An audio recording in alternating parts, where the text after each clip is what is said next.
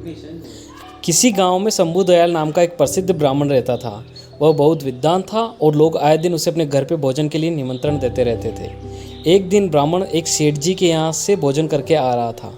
लौटते समय सेठ ने ब्राह्मण को एक बकरी उपहार में दी, जिससे ब्राह्मण रोजाना उसका दूध पी सके। ब्राह्मण बकरी को कंधे पर रखकर घर की ओर ले जा रहा था। रास्ते में 3 ठगों ने ब्राह्मण और उसकी बकरी को देख लिया और ब्राह्मण को लूटने का षड्यंत्र रचा। वे ठग थोड़ी थोड़ी दूर पर जाकर खड़े हो गए। जैसे ही ब्राह्मण पहले ठग के पास से गुजरा तो ठग जोर जोर से हंसने लगा।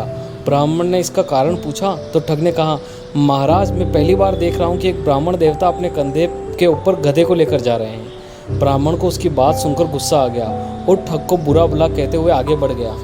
थोड़ी ही दूर पर ब्राह्मण को दूसरा ठग मिला। ठग ने गंभीर स्वर में पूछा, हे ब्राह्मण महाराज, क्या इस गधे के पैर में चोट लगी है जो आप इसे अपने कंधे पर रखकर ले जा रहे हैं? ब्राह्मण उसकी बात सुनकर सोच में पड़ गया और ठग से कहा, तुम्हें दिखाई नहीं देता कि यह बकरी है, गधा नहीं? ठग ने कहा, महाराज, शायद आपको किसी ने बेवकूफ़ बना दिया है, बकरी की जगह गधा देकर।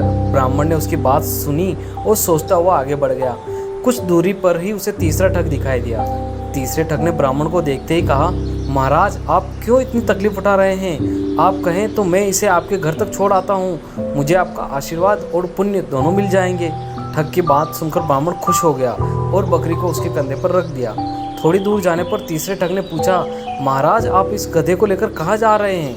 महाराज, ब्राह्मण ने उसकी बात सुनी और कहा, भले मानस, ये गधा नहीं बकरी है। ठग ने जोर देकर कहा, हे ब्राह्मण देवता, लगता है किसी ने आपके साथ छल किया है और यह गधा दे दिया।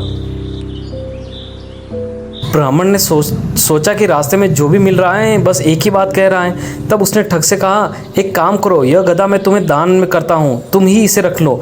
ठग ने ब्राह्मण की बात सुनी और बकरी को लेकर अपने साथियों के पास आ गया। तीनों ठगों ने बाजार में उस बकरी को बेचकर अच्छी कमाई की और ब्राह्मण ने उनकी बात मानकर अपना नुकसान कर लिया।